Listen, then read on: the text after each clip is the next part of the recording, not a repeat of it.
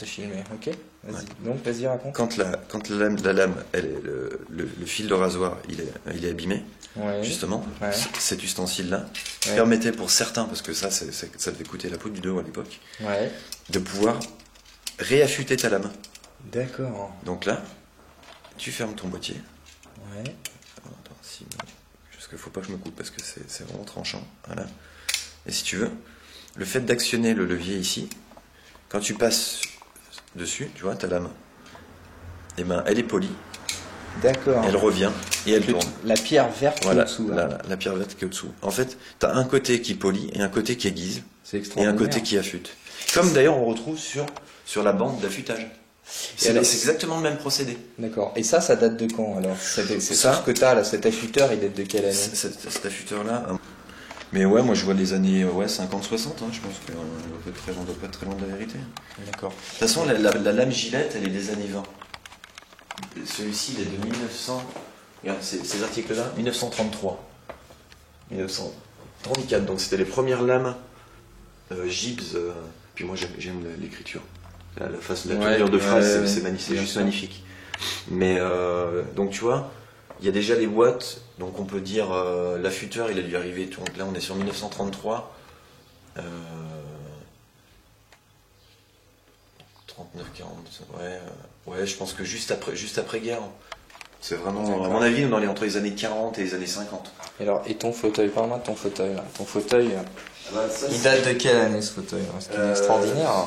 Ce modèle-là, si je ne me trompe pas, il est fin des années 50. Fin des années 50. Ça, on appelle ça Belmont. C'est la Rolls-Royce des fauteuils de barbier. Le coiffeur barbier qui avait déjà ce type de fauteuil à l'époque, il avait déjà vraiment gagné sa vie.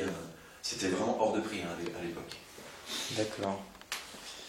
Et ça, donc. Et aujourd'hui, Belmont édite toujours des fauteuils. Oui.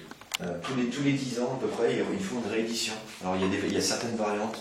C'est les boutons qui vont changer. Dans les années 70, avec l'électricité, il y avait un fil et il était électrique. D'accord. Là, c'est moi qui le monte avec une pompe hydro. Mais tu as des modèles qui vont eux remonter électriquement, je dirais. Et celui-là, il est complètement d'origine en fait. Il est complètement d'origine. Ouais, il est complètement d'origine. Ah, il est vraiment magnifique. Hein. Ah, il est dans un état, ouais. Il me manque juste les deux petites barrettes ici en inox, c'est des porte-serviettes en fait. C'est vraiment très fin et tu mettais ça, c'est ta serviette. Et deux tiges filetées, comme celle-ci. Ah, il y a le cendrier aussi. Ouais. Qui lui sert de temps en temps. Il y a même ici, là sur le côté, tu as deux tiges filetées avec un anneau qui te servaient en fait à poser tes bols. Ce qui fait qu'en fait tu bougeais pas. D'accord. Tu avais ici le crochet. Le crochet ici en fait était fait pour accrocher la bande de cuir. C'est-à-dire qu'on affûtait notre rasoir. D'accord. Il y avait toujours cuir qui pendait sur les fauteuils. Ouais. Je sais pas si sur cette photo si on va voir la bande de cuir qui pend. Parce que ça c'est un modèle. Ce fauteuil-là c'est un modèle des années 20. Non, il n'y a pas la bande de cuir qui est accrochée. Donc moi celui-ci je l'ai dans une boîte, dans une caisse fermée. Je vais lui donner 100 piges. Quand il aura 100 ans, je le sortirai. D'accord.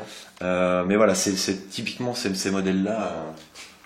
Et donc, ouais, on affûtait la bande de cuir en direct sur le fauteuil. Quoi. D'accord. Ok, et alors parle-moi un peu là, parce que du coup, je vois que tu as tout un tas. Je vais dans le fond de la boutique. Là. Je vois que tu as tout un tas de rasoirs, de coupe-choux, de collection là, parce que ça.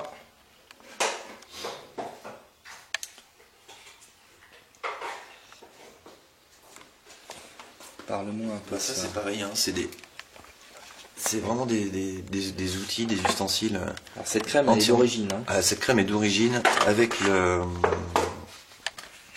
justement. C'est dommage qu'on puisse pas sentir l'odeur à travers les vidéos, mais ouais, j'ai eu la chance de le faire et c'est vrai que c'est mythique. Ouais. Et voilà, il a quasiment pas servi ce tube. Il date de quand ce tube? Là, ça c'est pareil, hein, on doit être, je saurais pas, je l'ai pas daté. Avec un peu de chance, on a peut-être une date dessus. Je garantis que c'est vraiment très vieux. C'est extraordinaire. Hein. C'est en train d'embaumer toute la pièce. C'est ça. Non, il n'y a même pas de date. Je saurais même pas le dater. Sincèrement. Alors au-dessous, donc, t'as les... Ah ouais, t'as qui tout... tonifie, qui rafraîchit, qui adoucit. Enfin, avec des termes vraiment d'époque. Ouais, fantastique, ouais. Alors montre-moi un peu ce que t'as là, parce que je crois que ça va intéresser Alors tout là, le monde. C'est là, tellement extraordinaire. eh ben, on retrouve voilà, quelques produits comme ça, voilà, les crèmes, les Tony Pointe, pareil, c'est des termes et des choses que les coiffeurs, les barbiers, ou des petits-fils ou des arrière-petits-enfants de coiffeurs ont certainement vu. Hein, voilà, hein, ce que toi t'as vu. Ce que moi j'ai vu, voilà, là, en grandissant vraiment dans ce milieu. Ouais. Là on retrouve quasiment toute la collection, il m'en manque une. De toutes petites, encore plus petites que celle-ci. Ouais. On a toutes les hauteurs de tondeuses. Donc aujourd'hui, on voit nos tondeuses électriques avec les sabots numéro 1, 2, 3. Je vois très bien. Fait un dégradé à 3 sur les côtés. Ouais. Et ben voilà, on a exactement toute ça, c'est l'original. C'est l'original, ouais. Et là, j'en ai un qui a jamais servi. J'ai encore l'étiquette d'ailleurs, en francs. 130 francs qui était vendu à l'époque. Ouais. Et on n'a rien inventé, hein, parce qu'à l'époque, il y avait déjà les sabots. Merde. Voilà. Exact. On est calé dedans. Et celui-ci, voilà, a jamais servi. Donc c'est vrai qu'aujourd'hui, ben voilà, quand on dit les coiffeurs ils souffrent du canal carpien parce qu'on a une, pour nous aujourd'hui une utilisation massive des ustensiles, on peut garantir que nos grands-pères, nos arrière-grands-pères, ils avaient une poignée de main quelque chose qui était vraiment voilà. Donc voilà, la double zéro, voilà, ça c'est le plus gros modèle en fait. Ouais. Et puis après on a toutes ces déclinaisons là de taille de tondeuse avec des petites protections. Enfin tout était fait. Hein. On a même la notice d'origine encore dans cette boîte là. Ouais. Voilà, tout était fait vraiment. Alors je vois quelque chose là. Je vois un rasoir à gauche là dans une petite boîte rouge. Alors ça, il faut que tu m'en parles parce que je crois que c'est génial. Ce rasoir là justement, si on veut regarder par rapport à ces rasoirs là, le premier rasoir. Donc c'est ce qu'on appelle le rasoir couteau, hein, le coupe-chou. Le coupe-chou, voilà, le coupe-chou, le rasoir couteau. Et juste derrière, on va dire vers les années 30, je saurais pas dire qui a inventé ce rasoir-là. Donc on l'appelle rasoir de sécurité. Pourquoi on le comprend assez rapidement. Hein. Celui-ci, il n'y a pas d'angle de coupe. Hein. Si on appuie, on vient trancher. Alors, ce rasoir-là, la lame est déjà inclinée, comme on retrouve aujourd'hui hein, sur nos rasoirs entre guillemets modernes. Oui. L'inclinaison de coupe est déjà en place. Oui. Sur celui-ci, justement, ils ont trouvé le procédé hein, pour écraser un petit peu la lame et donner l'angle, je dirais, parfait de coupe pour couper le poil et non pas la peau. Tu me disais que c'était vraiment, on n'a rien fait de mieux en termes qualitatifs. Là, on peut se dire, là, cette pièce-là, c'était vraiment fantastique. Ça, c'était fait. Enfin voilà, c'est ce qui était, comme on dit, hein, c'était vraiment fait pour durer, hein, non pas une dite obsolescence programmée comme on retrouve dans pas mal de choses. Et ça, c'est un client, c'est Jean-Jo Perolaz qui me l'a offert, qui appartenait à son père. Ouais. Donc là, on peut se dire que cette pièce-là, on en voit la couleur.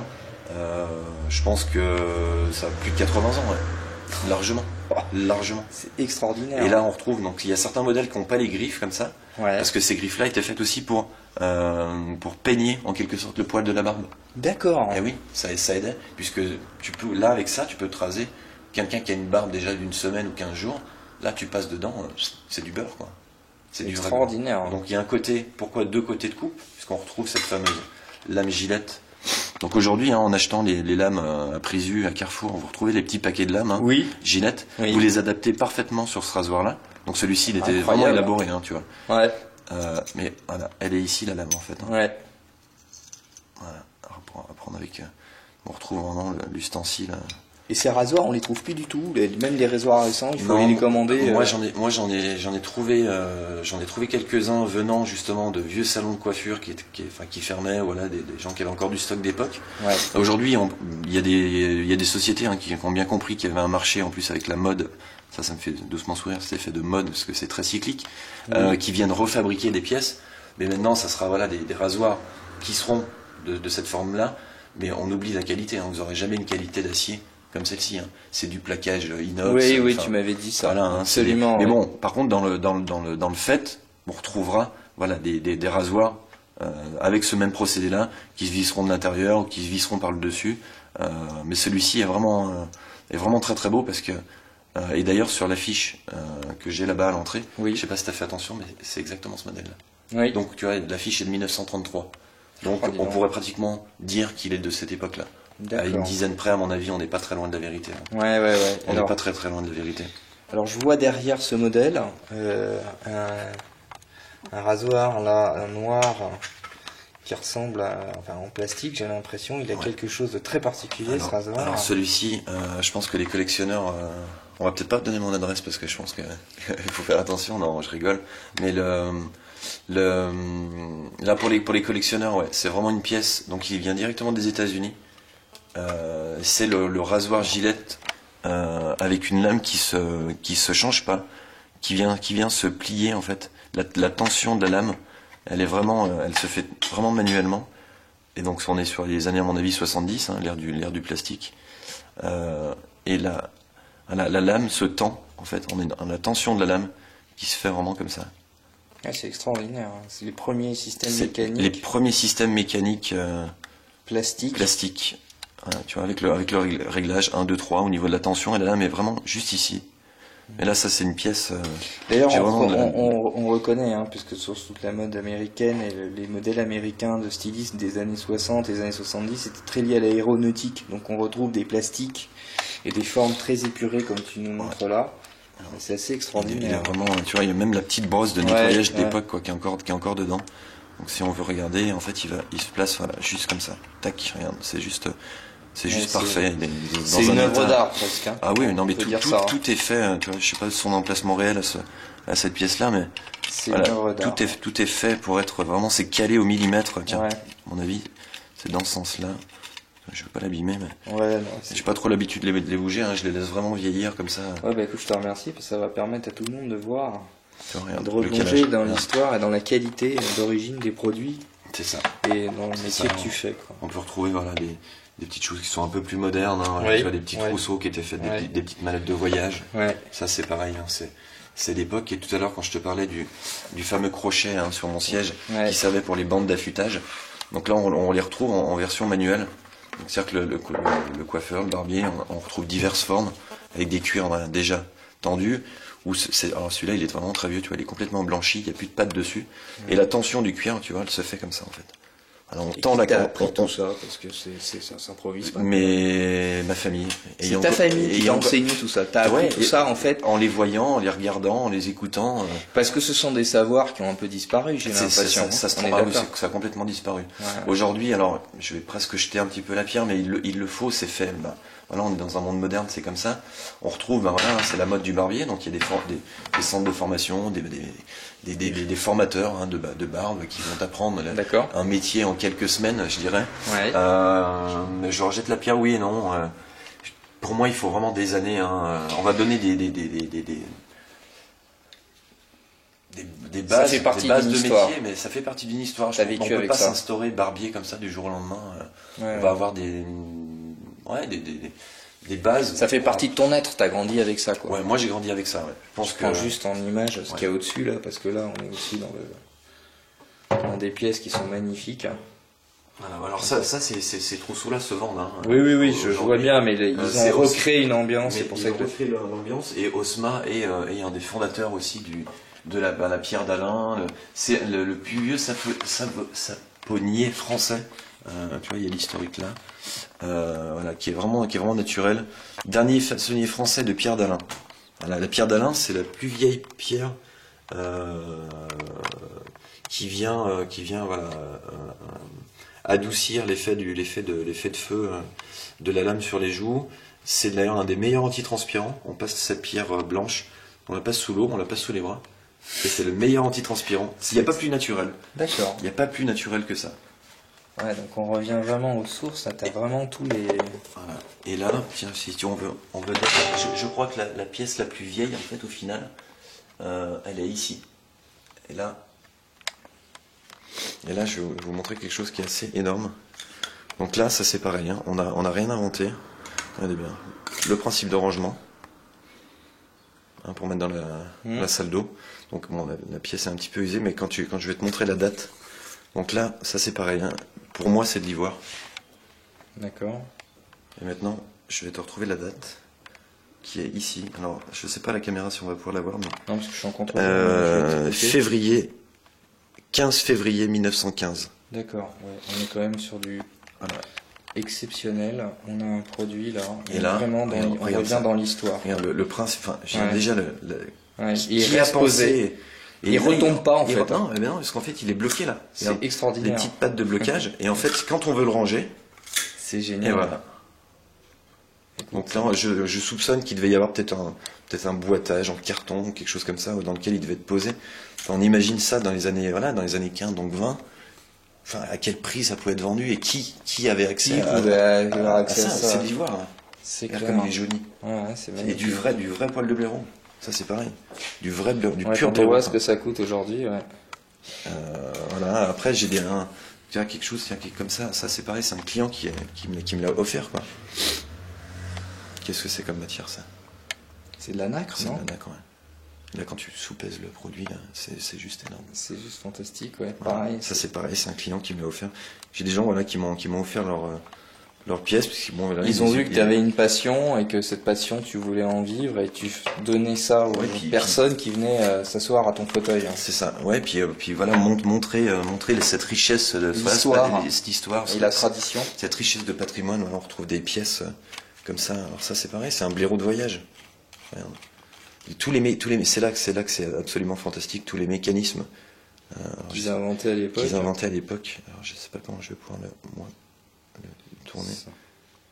Donc il est là en fait. Bon, il est un peu grippé, mais en fait, j'arrive à C'est quelque chose qui est vissé. Ouais, c'est quelque chose qui est vissé. Ouais. On l'abîme pas. Hein. Non, mais parce que le pignon il est vraiment dur. Mais si tu veux, il a. En fait, en l'enlevant, en le dévissant, il va se revisser ici. Dans l'autre sens, ouais. Tu le refermes. Ouais. Et t'as ce principe. Ben en fait, il vient dans ce sens-là, le blaireau, quoi. Et du coup, t'as ton support, t'as ton manche à la main, et tu vas te savonner, quoi. Voilà, faut juste arriver à le sortir, mais je pense qu'il est vissé déjà j'ai depuis un compris. paquet de Ouais. temps. Ouais. Voilà. Et une boîte à savon. Alors ça, c'est américain. Colgate. Colgate.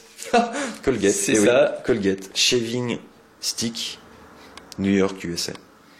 Colgate Co. Donc là, pareil, un Colgate Co, à mon avis, là, on est sur du lourd, on est sur vraiment quelque chose de très vieux. Voilà. Et donc ça, c'était une boîte à savon. D'accord. Fantastique. Avec le petit cartonnage à l'intérieur. Enfin, c'est non, mais voilà, c'est des choses qu'on... quand on voit ça, si on prend un peu de recul et d'objectivité, je pense qu'on se sent vraiment petit, quoi. C'est ça. À travers tout ça. Alors, juste pour finir, je vais reprendre un peu quelques images là. Donc, tu me redis, donc tu es rue Vallon. Rue Vallon, 19 rue Vallon. 19 rue Vallon, donc à Thonon. Ouais. À côté de l'armerie. Ouais. C'est pareil, hein, le centre des impôts étant juste en bas, je crois qu'on connaît tous l'adresse. Ouais. Et tu peux me dire, donc, tu fais homme, tu fais la barbe, donc. Les hommes, les enfants. Oui. Plus spécialement les hommes et les enfants. Oui. Après, quand ça m'arrive, bon, j'ai une clientèle femme aussi, hein. Les femmes de mes clients. Bien sûr. Mais après, c'est vrai que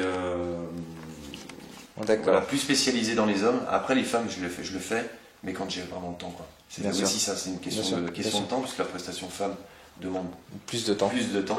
Oui. Et c'est vrai que je suis déjà très très occupé avec les hommes, donc ça m'est assez difficile. J'arrive à prendre le temps, mais c'est vrai que c'est pour arriver à caler des rendez-vous femmes, ça me prend. C'est pas tous les jours, quoi. Voilà. Par contre, elles peuvent envoyer leurs hommes, quoi. Elles peuvent envoyer leurs hommes et leurs enfants, mais y a pas de Bien problème. sûr. Alors, je prends quelques. Voilà. On a ici des produits encore